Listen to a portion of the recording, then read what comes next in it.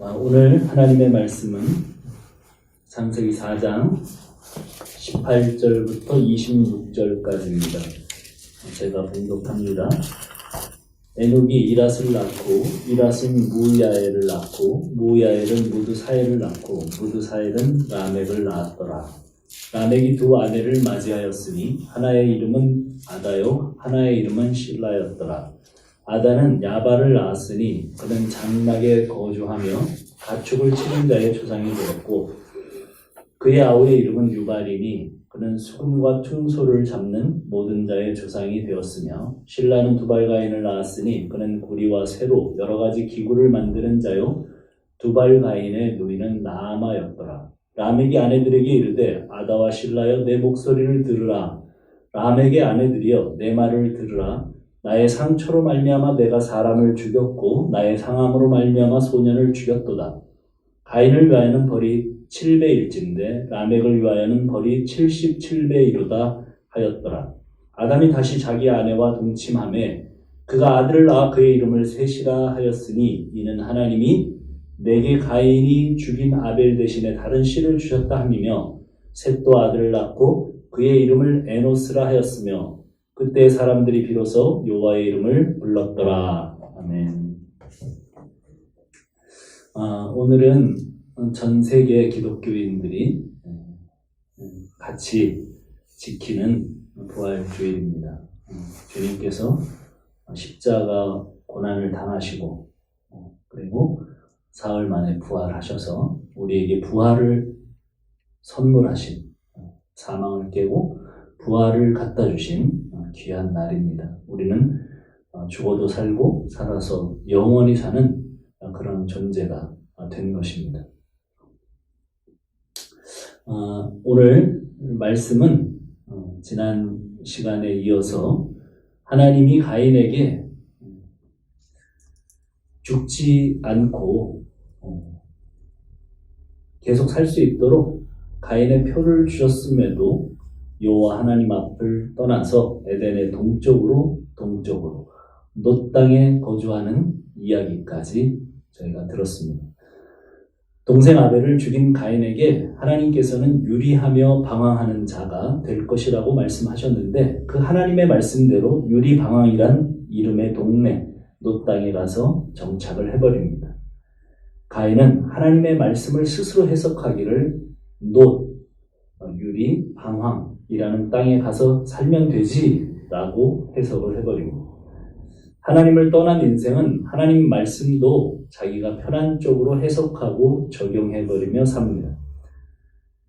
자주 이야기합니다마는 우리가 성경 읽기를 하고 또 하나님 앞에서 묵상을 하고 큐티를 하고 또는 설교 말씀을 들을 때 우리가 주의를 특별히 기울여야 되는 것은 가인과 같은 태도가 되지 않도록 조심해야 합니다. 하나님의 말씀을 말씀하시는 원래의 내용, 가인에게는 유리방황이죠. 그러면 그렇게 살아야 됩니다. 힘들고 고통스러워도 그렇게 사는 것이 맞습니다.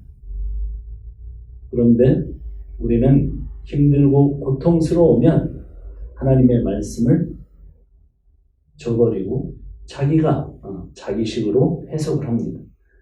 오늘날도 하나님의 말씀을 자기 본의로 자기 위주로 자기에게 편한 거 위로를 주는 것은 받아들이고 그 말씀 앞에 헌신하고 고통을 요구받고 있는 그 모든 것들은 필터링을 해버린다는 것이 문제죠. 그것이 가인식의 신앙입니다.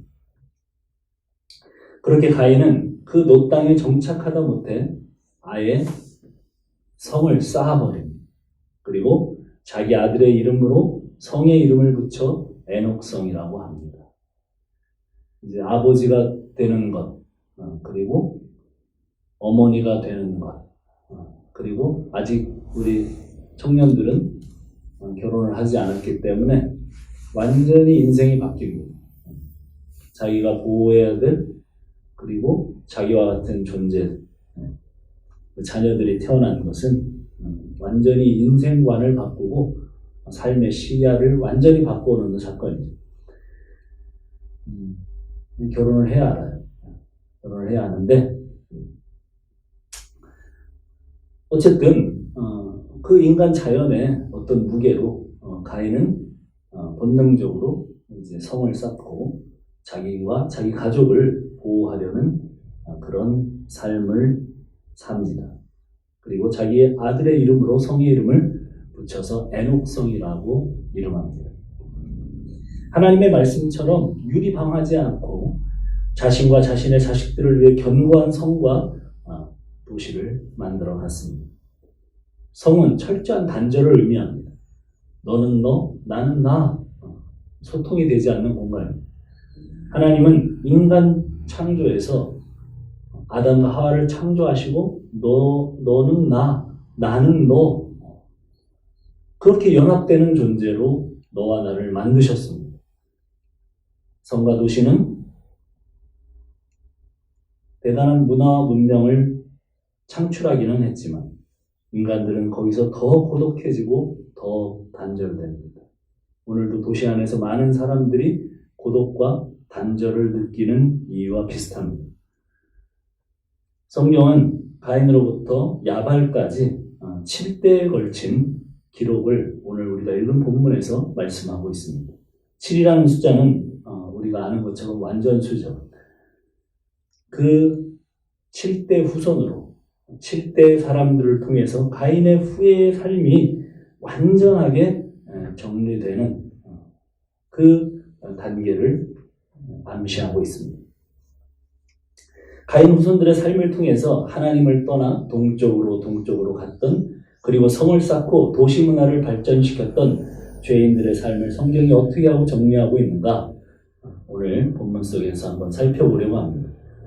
가인은 에녹을 낳고 18절에 보면 에녹은 이랏을 낳습니다. 이랏은 도망자라는 뜻입니다. 그리고 무야엘은 다시 무드사엘, 그리고 라멕, 이렇게 계속 이어져 나아갑니다. 무야엘은 힘센 자, 또 힘센 신, 무드사엘도 비슷합니다. 힘센 우두머리. 어쨌든 힘을 추구하며 강력한 권력과 힘을 추구하며 살던 그런 추구의 이름들입니다. 그리고 라멕이라는 이름은 이름 그대로 강한 자라는 뜻입니다. 가인의 후손에서 라멕과 그의 자녀들의 이야기가 계속 펼쳐지는데, 가인의 후손의 어떤 결론적인 하이라이트는 뭐냐면 라멕과 그의 자녀들의 이야기입니다. 그 강한 자 라멕이 어떻게 살았는가 한번 볼까요? 19절입니다. 4장 19절에 보면 라멕이 두 아내를 맞이하였으니 하나의 이름은 아다요, 하나의 이름은 실라였더라. 똑똑하고 강한 라멕이 한 일이 인류 처음으로 아내를 둘 얻은 것입니다. 하나님은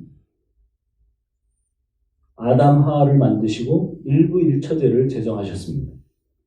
역사적으로 잘나고 유명한 사람들이 아내가 많죠. 왕들이나 황제들, 제후들, 역사적으로 힘이 있었던 사람들은 다 아내를 많이 거느리고 살았습니다. 내 힘으로 이 세상에 못할 것이 없으니 자기 마음에 들면 아내로 맞이하는 것이죠. 내가 하나님이 되어서 사는 삶, 거칠 것이 없습니다. 하나님의 결혼 제도를 자신의 쾌락과 즐거움을 위해서 부숴버렸습니다.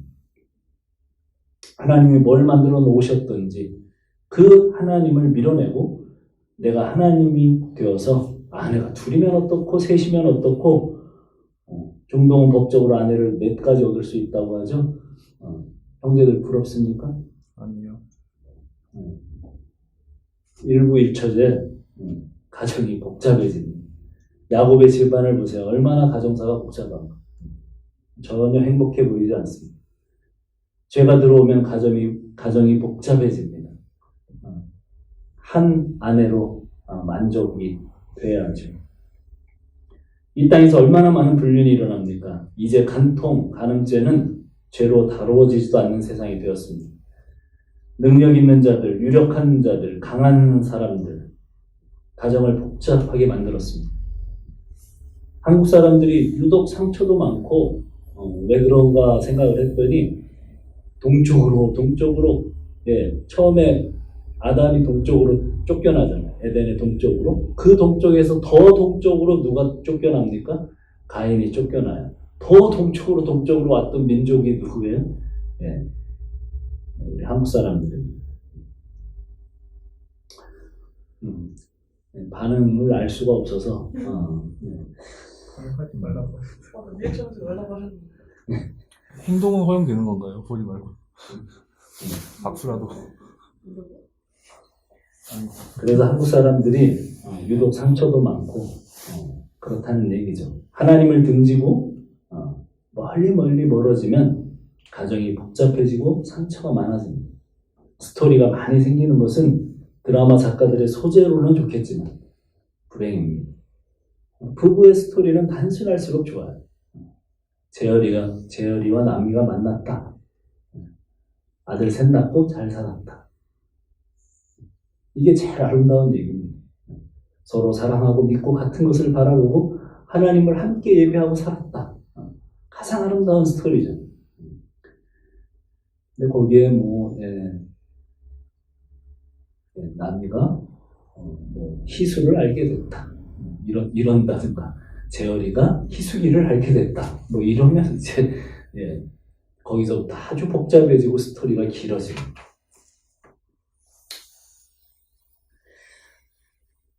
그런데 가장 강한 자 라멕은 첫 번째 아내를 얻었는데 이름이 아담입니다. 예나 지금이나 남자는 능력을, 여자는 아름다움을 추구합니다. 능력 있는 남자 라멕은 꾸미고 장식해서 아름다울 대로 아름다운 아다를 선택해서 아내로 얻었습니다. 너무 좋았습니다. 하나를 얻으면 더 좋겠지, 이렇게 좋은데 하나를 더 얻으면 더 좋겠지 이러고 두 번째 아내를 얻었는데 그 이름이 실라예요.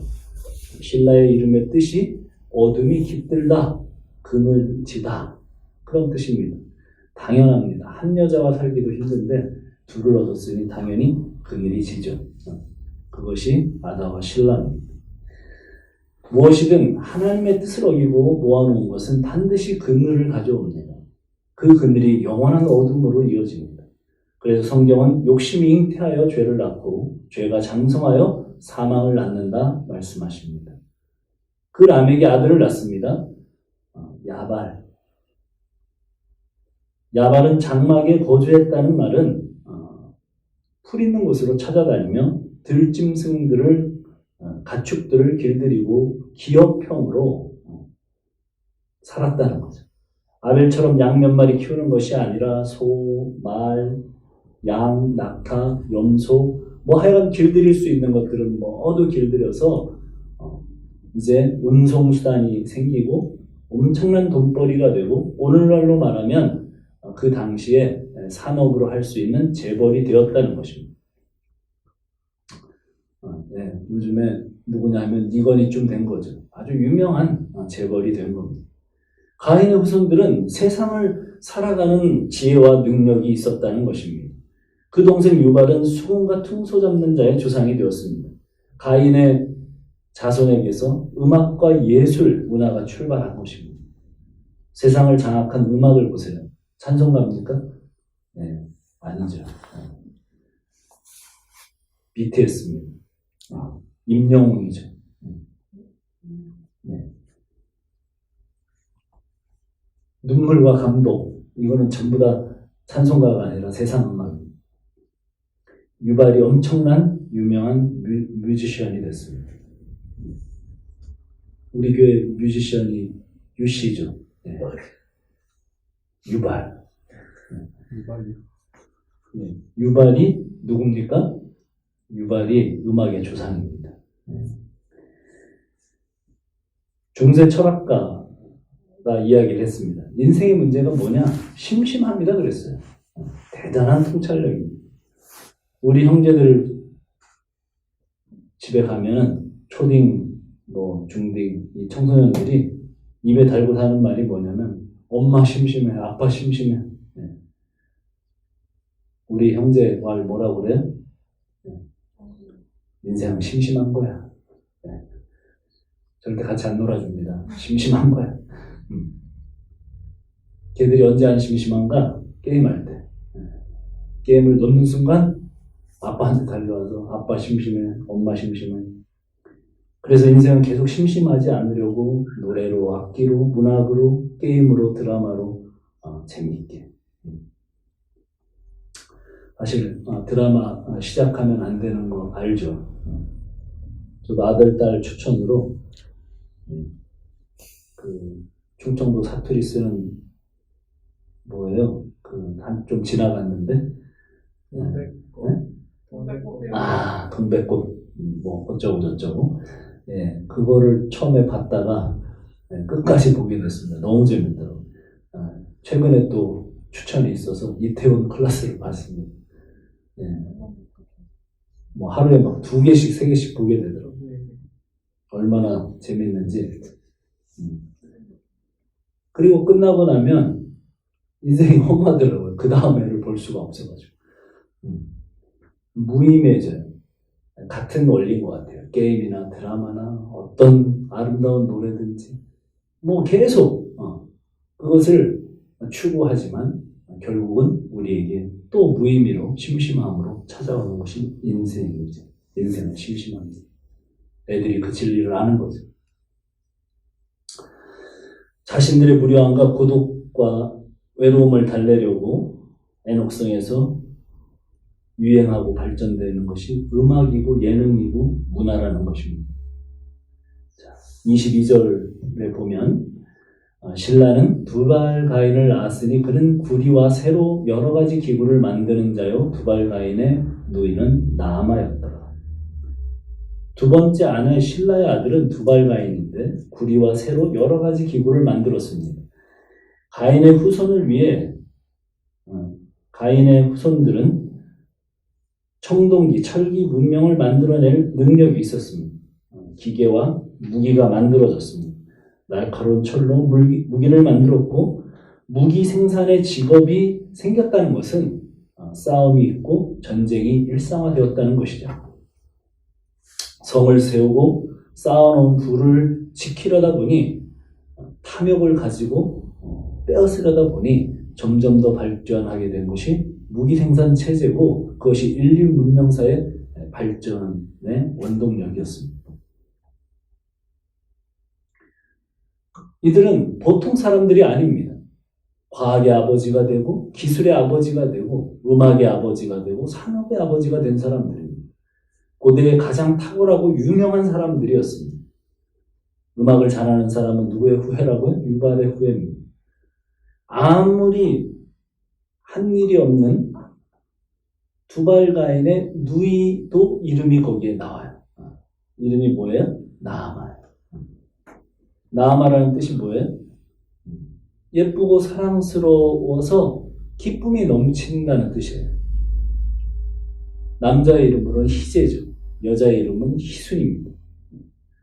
이런 여자들이 가인의 후손 가운데 태어났습니다. 지금 나열되어 있는 가인의 족보는 세상의 힘을 가지고 그 힘으로 이 세상을 쥐락펴락 호령하며 당당하게 아름답게 능력 있게 살아가더라는 겁니다. 우리는 여기서 장탄식을 하게 되죠. 하나님 어떻게 된 겁니까? 이렇게 열심히 하나님을 믿는 우리는 그냥 숨도 한번 못 쉬고 맞아 죽는 아벨이고 바울의 표현처럼 세상에서 찌꺼기처럼 바보처럼 사는.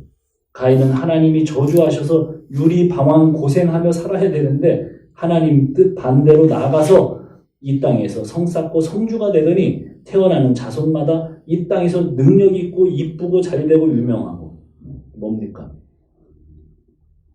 확 벌을 내리셔야 돼요. 그런 생각이 들어요.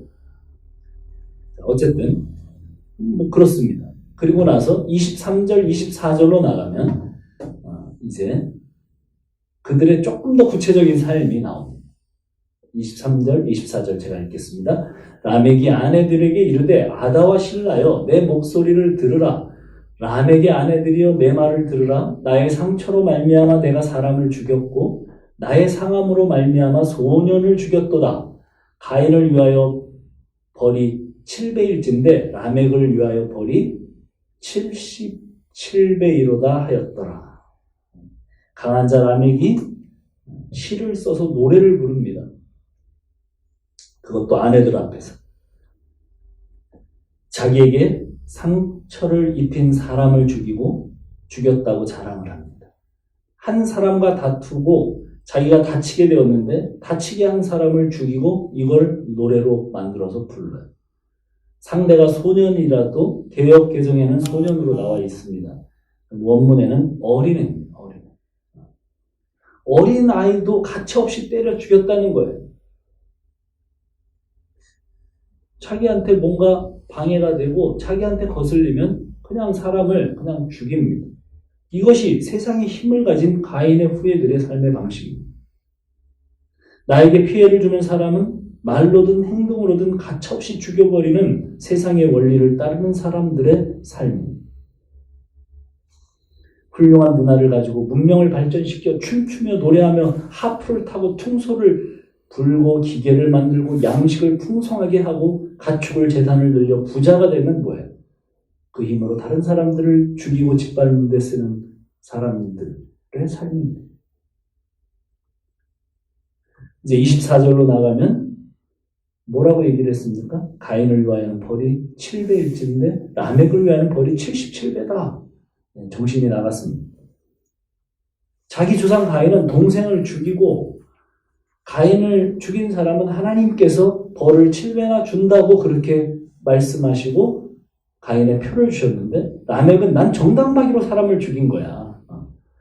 그러니까 누가 자기를 죽이려 한다면 벌을 77배나 받아야 돼 그렇게 주장을 합니다. 그런데 그게 자기가 얘기하는 거예요. 하나님이 그렇게 하시는 것도 아니고 자기가 스스로 법을 만듭니다. 결코 뉘우침이 없습니다.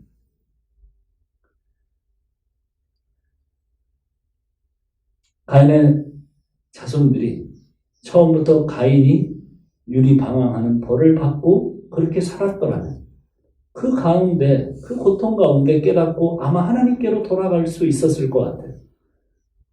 그런데 그 하나님의 말씀을 무시하고 도리어 정착하고 성을 쌓고 하나님을 대적하는 문명을 세워서 나 혼자도 잘 할 수 있고 방황하지 않을 수 있다고 그리고 자기 힘으로 하나님 도움 없이 사는 모습을 보여주려는 삶. 성경은 그것을 죄라고 합니다.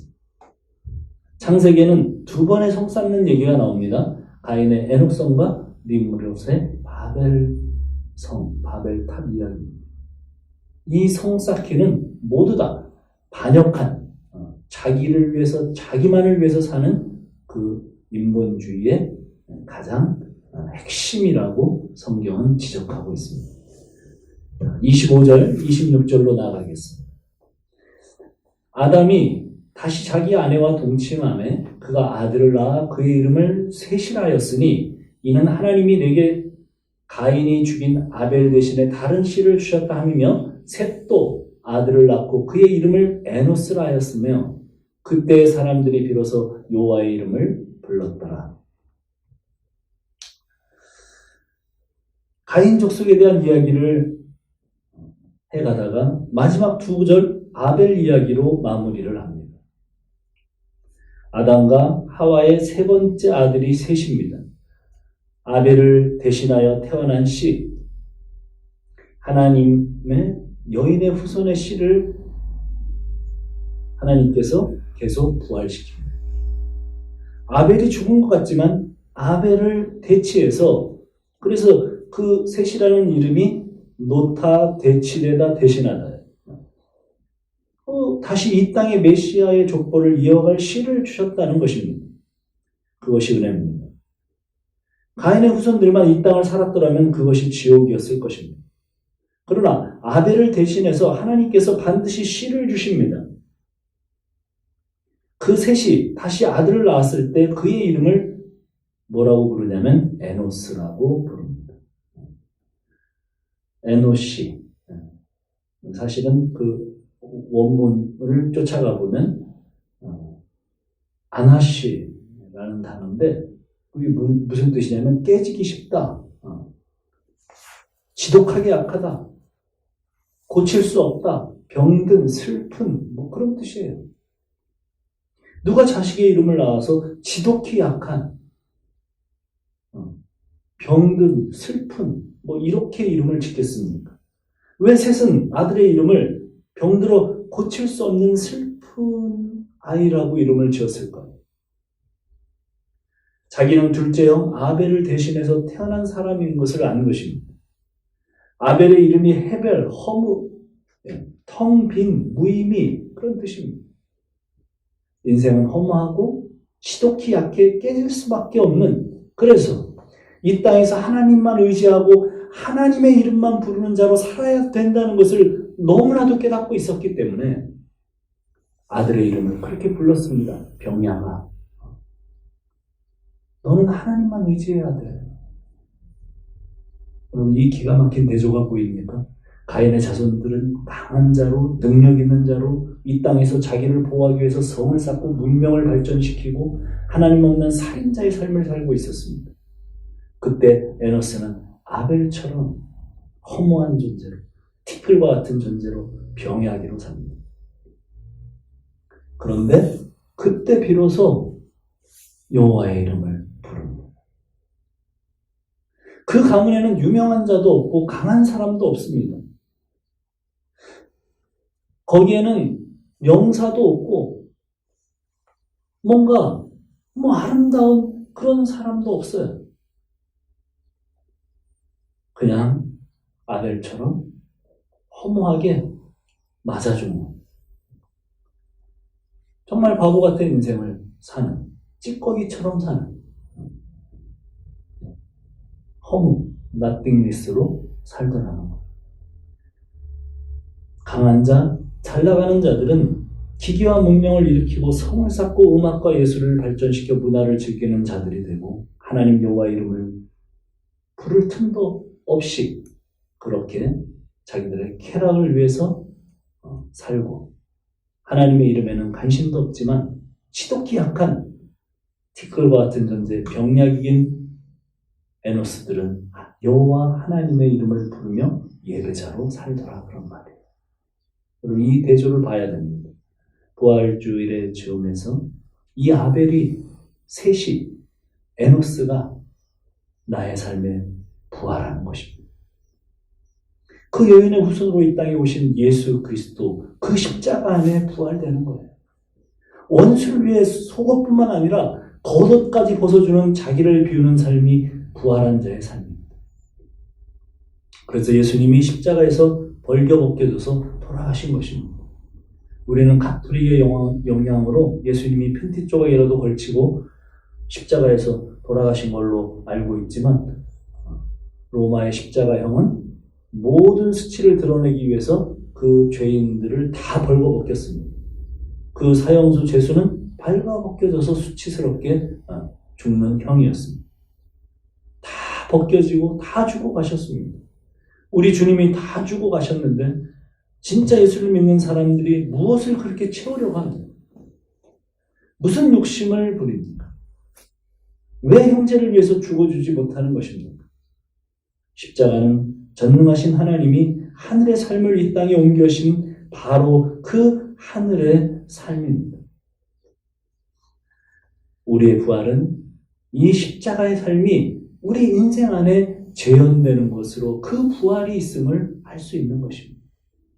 그냥 기쁘다 구주 오셨네, 그분이 다시 사셨네, 할렐루야, 이게 아니라 그 부활을 어떻게 알 수 있습니까? 그 십자가의 삶이 우리 가운데 재현되고 다시 나타나는 것으로 내가 그 부활 생명이 내 안에 들어왔구나를 알 수 있는 거예요.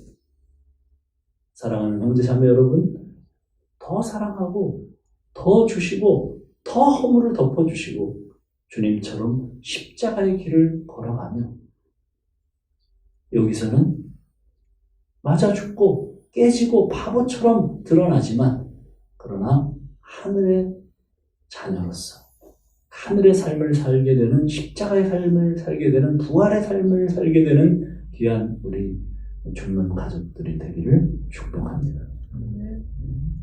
기도하겠습니다.